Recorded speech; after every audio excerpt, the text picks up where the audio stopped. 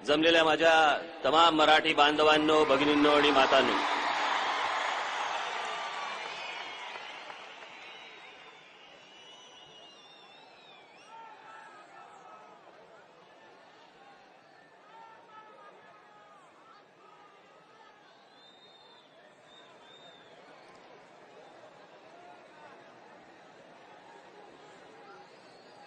निवडणुकीचा निकाल लागल्यानंतर बरेच दिवस झाले अनेकांना प्रवेश घ्यायचे होते.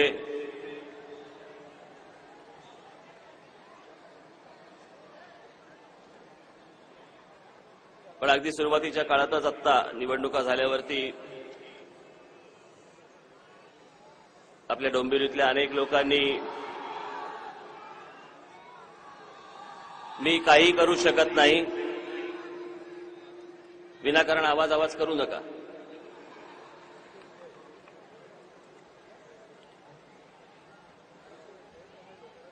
पण तो प्रवेश खरं तर आधीच घरी झाला होता आणि त्या निमित्ताने इथे एक सभा घ्यावी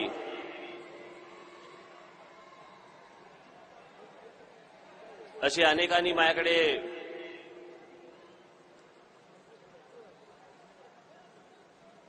विनंती केली की बाबा तुम्ही एक सभा इथे डोंबिवलीमध्ये तुम्ही द्या.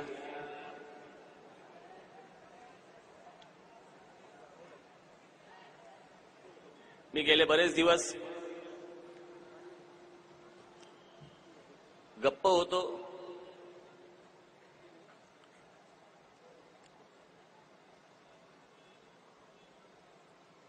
आणि अनेकांना वाटलं मी गप्प झालो.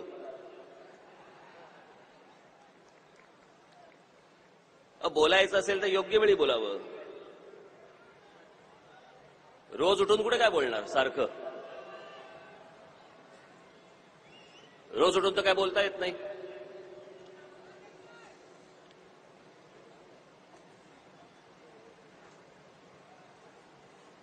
आणि मला माहित नाही का, पण कदाचित डोंबिवलीमध्ये सभा लागली म्हणून सगळे पकपकले की काय मला माहित नाही.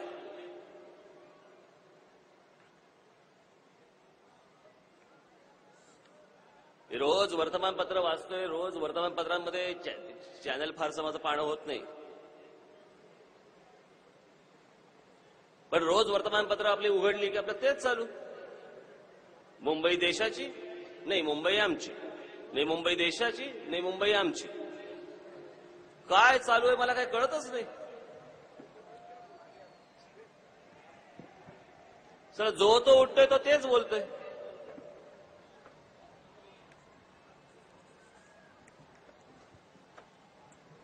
ते कोणतरी ते संघाचे कोण राम माधव का कोण राम माधव ना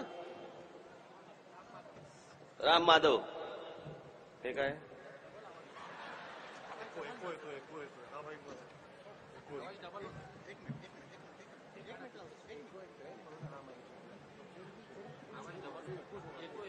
तर बोलायचं कसं.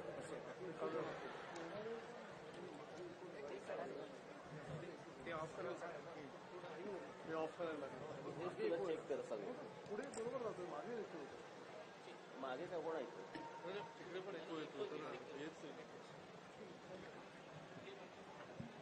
आता येतंय का तुम्हाला ऐकू.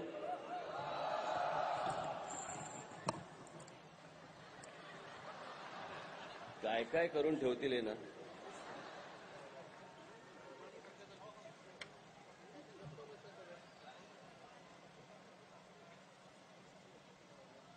राम माधव बोलले, त्याच्यानंतर सरसंघ चालक बोलले, त्याच्यानंतर ते मुकेश अंबानी बोलले, त्याच्यानंतर अजून कोण कोण काय काय बोलतोय. काय चालू आहे तेच कळत नाही मला. मुंबई अख्ख्या देशाची. अहो या देशामधली सगळी शहरं आणि सगळी राज्य ही या देशाचीच आहेत. आम्ही कधी म्हटलं होतं की मुंबई अफगाणिस्तानची आहे म्हणून का चीनची आहे.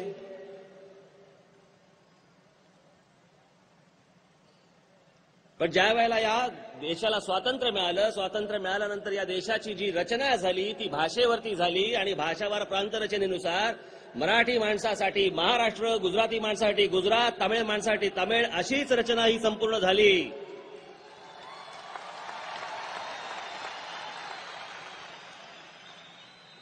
त्याच्यामुळे कोणाला काय समजायचं हा त्यांचा प्रश्न आहे. परंतु मुंबई ही पहिली महाराष्ट्राचीच राजधानी आहे. ती पहिली.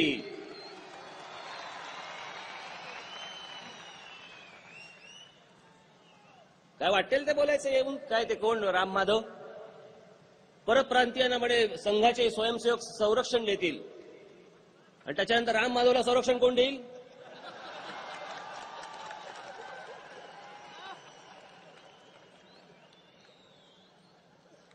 काही येत आणि काही बोलतंय.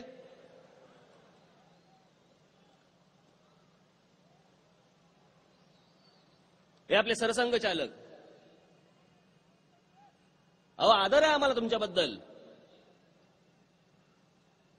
आणि मराठी असल्याबद्दल आम्हाला तुमच्याबद्दल आदर आहे जास्ती.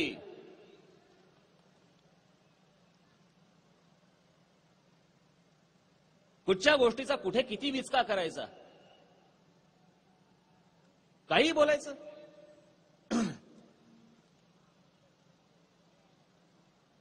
आणि ते परवा दिवशी रोमपुत्र राहुल गांधी ते बडबडून गेलं.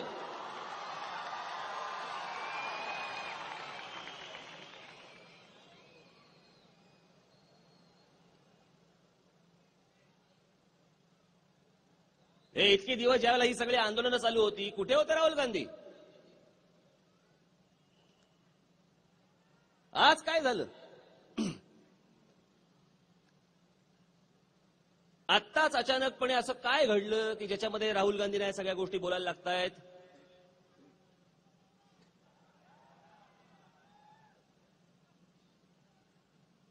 म्हणे परप्रांतीय लोक म्हणे उत्तर प्रदेश बिहारचे लोक आले म्हणून मुंबई वाचली म्हणे.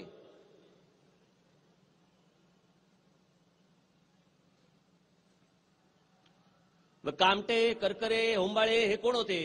युपी बिहारचे.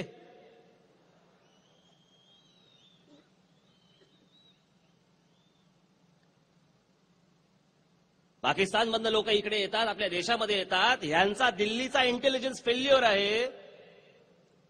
त्याचा खापर तुम्ही महाराष्ट्रावर फोडता.